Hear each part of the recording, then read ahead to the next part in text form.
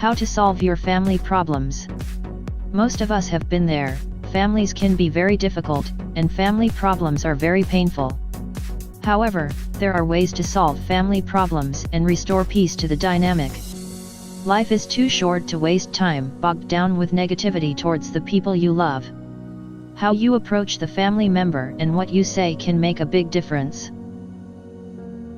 Method 1 of 4, beginning the discussion. Wait until you're not angry to discuss this problem. Family problems can be very painful, especially around family-centered times, like holidays. If your family members are arguing, waiting until everyone is calm can help keep the argument from escalating into a full-blown feud. Don't discuss the family problem when you're still feeling upset or emotional. If you wait even a single night, the intensity of the emotion is likely to subside somewhat, even if you're still unhappy. Waiting allows you to approach the issue logically, rather than emotionally. If you take a step back and give yourself some time to think before dealing with the issue, you won't deal with it so reactively. Approaching someone when you are angry will heighten the intensity around an already tough situation.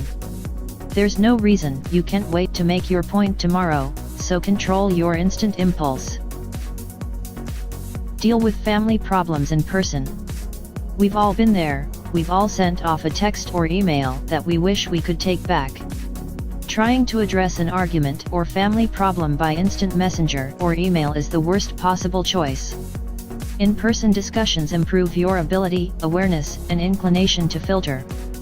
That's because tone can too easily be misperceived by electronic communication. You might not think you sound angry, but you might sound angry by text to the person receiving it. Instead of sending off a text, pick up the telephone or, better yet, arrange an in-person meeting. Electronic communication means people lose the touchstones of body language, which can convey empathy and reduce the sting of a painful conversation. People say things by electronic communication that they would never say to another person's face, which is another reason to avoid it.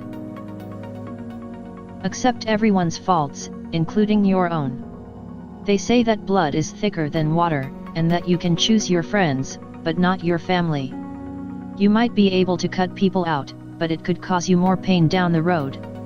Understanding that family members have faults, but you can still love them, is the first step toward addressing long-standing problems. Try to understand why they might act or think the way they do, as it can be a reflection of themselves rather than you. Accept your own faults, too. Accept blame when you deserve it. Try not to see family issues as all or nothing equations where someone is wrong and someone else, perhaps you, is right. Instead, try to perceive the gray areas. Nuances are exciting. It can do wonders to be the first person to apologize even if you really, truly, don't think you did anything wrong. Say something like, "I can see you're upset, and although this has been hard for me too, I am sorry. I really want to fix this, so let me know how I can do that." That way, if the family member continues the feud, at least you can say you took the high road. Avoid the blame game. Keep your language positive when you talk to your family. Avoid using language that puts blame on any of your family members or that feels negative. Negativity is a vicious cycle. That means avoiding judgment words or name-calling of the family member. It means avoiding accusatory words that are said in an angry tone. Blaming other people will make them defensive and prone to counter-attacking, which will make the argument worse. Avoid the need to win the argument about the family problem.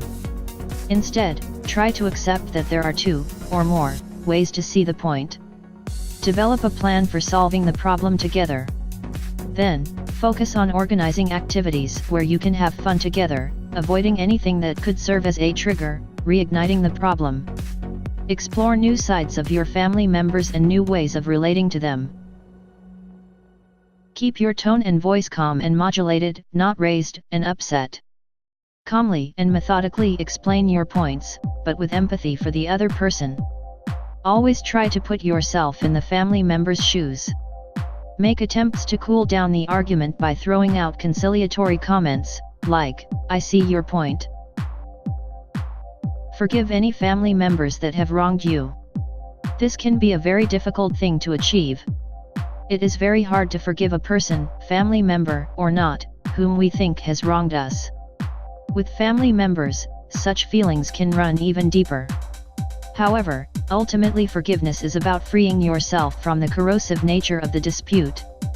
Forgiving the family member is about letting go of the past so you can build a healthier future that is free of tension and stress. Tell the family member you forgive him or her if the family member has readily admitted blame for whatever is causing the problem. Say this with empathy. It will go a long way. Remember that every human being is imperfect and needing of forgiveness at one time or another on life's journey. That's including you, probably, at some point. Method 2 of 4, getting at the root of the problem. Identify the real problem. Try to figure out what is really going on. Perhaps you are struggling with health problems or personal problems that you have been hiding from your family. Or maybe you are all grieving over a loved one who has passed away. Consider the real issue at hand, as this will allow you to then better address it. You may need to engage in some self-analysis here. Why am I hiding my issue from my family? Why am I so upset at this family issue? For example, perhaps you are struggling with financial concerns over how your mother is spending her money. You may then realize that you are concerned because you do not want her to end up with no way to support herself financially, as you do not have the means to provide for her. Don't assume what other people are thinking. You need to talk to them to find out what they are really thinking.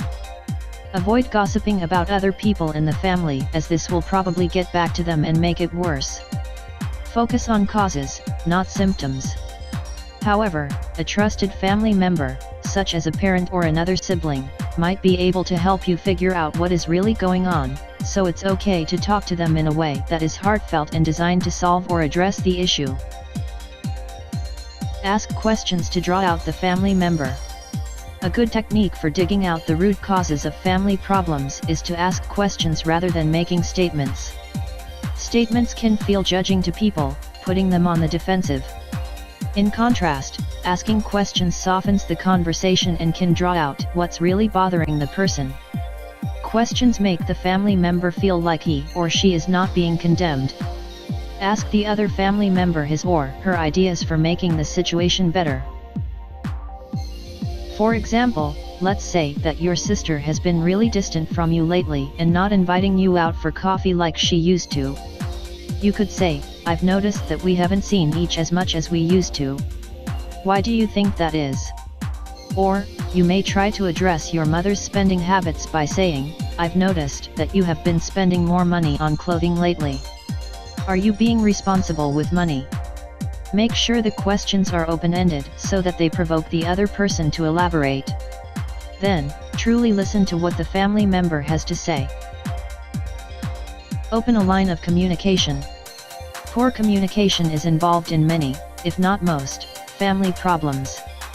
Shutting out the family member in question or shutting down can be a big problem. It's hard to solve a family problem if you're not talking. Be the person who reaches out first, no matter how hard that is. Perhaps an older, wiser family member can be asked to intervene and set up a meeting or talk to the other family member first, acting as sort of a mediator. In order to open the line of communication, you will have to set aside your pride. Remember, it takes a big person to be the first person to tackle the problem. Ignoring the problem while it festers will probably only make it worse in the long run as the coldness grows between you. It's better to express how you feel, but choose the right time and way to do so. For example, it may be a bad idea to bring up a family problem at the Thanksgiving dinner table. Avoid drinking before having a tough family conversation. Alcohol can fuel emotions in a lot of people, even when used in moderation, and that's usually not the best thing when trying to have a difficult family conversation. Recognize when family problems need to be discussed. When has a family problem risen to the point that it needs to be addressed? There are clear signs of family and relationship problems that have gotten out of control and need to be discussed, including frequent arguing, disagreements, angry outburst, avoidance of others, ostracizing of some family members and, in the worst cases, physical conflicts.